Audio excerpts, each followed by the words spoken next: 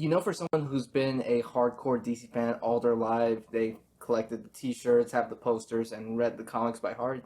This movie, if I can just describe it in just one word, I would just say, wow.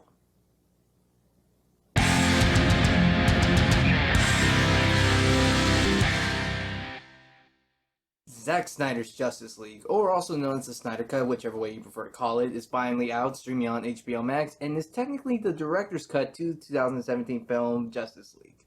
For those who don't know, there's been a lot of history when it comes to the making of this film. Zack Snyder had to step down during post-production due to the tragic passing of one of his daughters.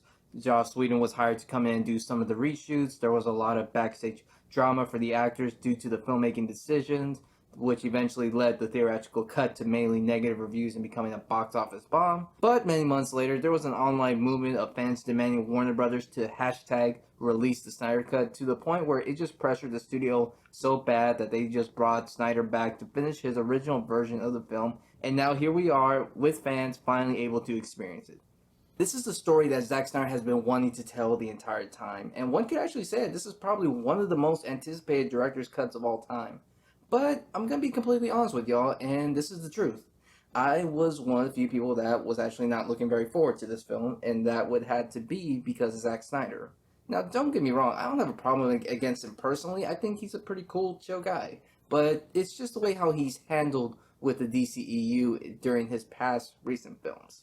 Strike 1 goes to Man of Steel. I'm pretty much 50-50 about this film. And Strike 2 goes to Batman vs. Superman. There was some stuff that I did like from the film, but I couldn't help but be disappointed at the same time. And here I am thinking that the Zack Snyder cut is coming out, and here comes Strike 3. But there's actually one thing that I noticed something about Zack Snyder's filmography, is that his director's cuts always seem to be better. Like the Watchmen's director's cut, which is such a great film. I absolutely love it. And the Batman vs. Superman Ultimate Edition, which is an improvement over the theatrical version. I'm going to give it that. And if there's actually one last thing that I could say that I love about movies, is being proven wrong. Because Zack Snyder's Justice League is shockingly a good movie and is a massive improvement over the theatrical cut. Literally everything about this film is an improvement. I can legit go on a full-on hour praise talking about every last detail that I liked about the film, but because this is a non-spoiler review, I'm pretty much just going to be talking about the highlights, stuff that I did like about the film, stuff that I didn't like about it, but pretty much most of the stuff in here were good. The story synopsis is pretty much the same. After the death of Superman, Batman tries to recruit a bunch of superheroes to take on Steppenwolf and his army of parademons, but don't let that fool you. This is a completely different film.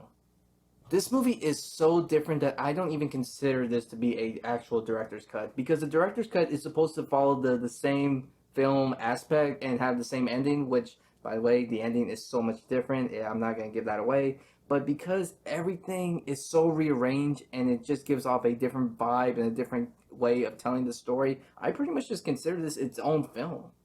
The story is much more coherent to the other past DCEU films. The story's much better. There's more character development for every member of the league, especially Cyborg. He gets a massive upgrade in this film.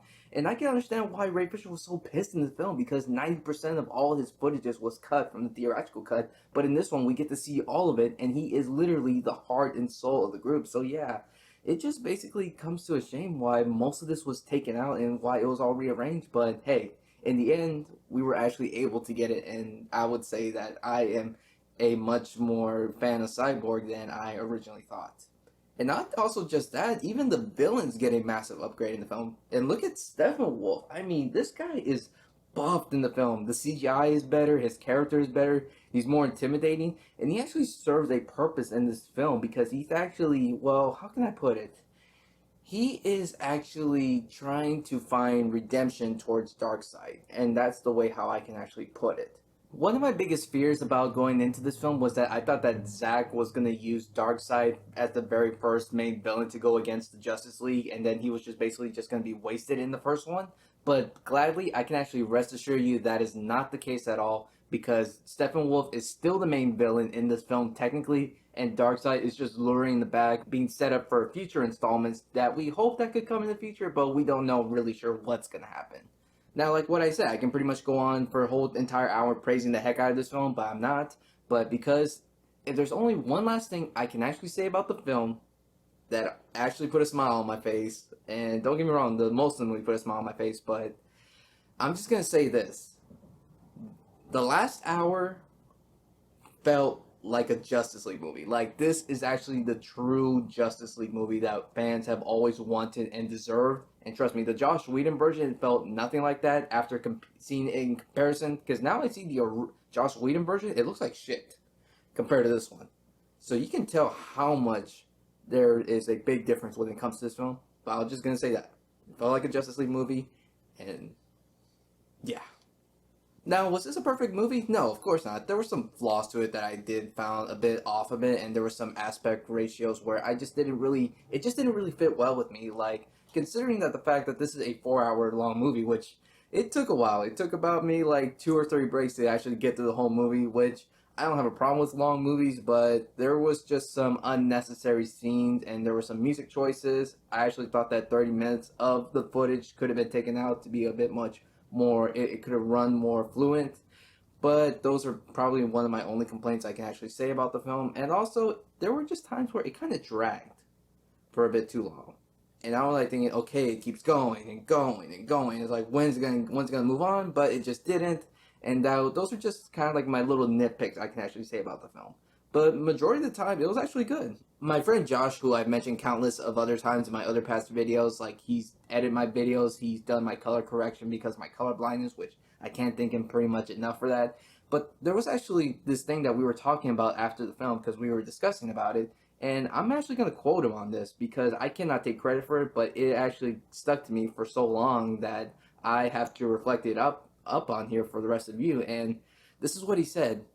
Not also was this film a critical success with both fans and audiences, but it also gave Zack Snyder a chance to finally tell the story that he's always wanted to tell. It was a tribute to his daughter. It also made Warner Brothers and DC Comics respectable and a success again. And not also just that, it also was able to give a chance to finally show the vision to the rest of the fans that they've always wanted to see. So pretty much, it was a win-win for everybody. And I just gotta say, Josh, you were right.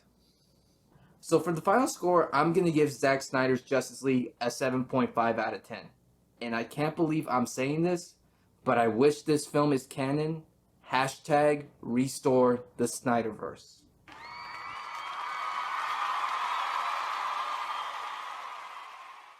Thank you guys so much for watching this video. Look forward to more movie reviews to come along in the future. And just real quick, I just want to make a big announcement. I know I like to keep my video game videos separate from my movie reviews, but this is just what I just wanted to add in. This Monday on the 22nd, I will be launching my new Twitch stream. Basically, I'm going to be going to Twitch. And I'm also going to keep doing YouTube. Don't worry about that. But I'm just saying, I'm just going to keep adding more stuff to it. And I am going to be quite busy. But this Monday on the 22nd, I will be playing my first video game of Outlast, which it's going to be fun. Because, well, I put it as fun because it's a horror game. And probably going to get the shit scared out of. But I am going to put my Twitch account down in the description below for you guys to go follow. And that way I can have a full-on chance to experience what the audience is and also play games at the same time. So yeah, I hope to see you guys there. So if you like this video, please give it a thumbs up. And if you haven't already, subscribe here to the channel for more content. And until then, I'll see you in the next video.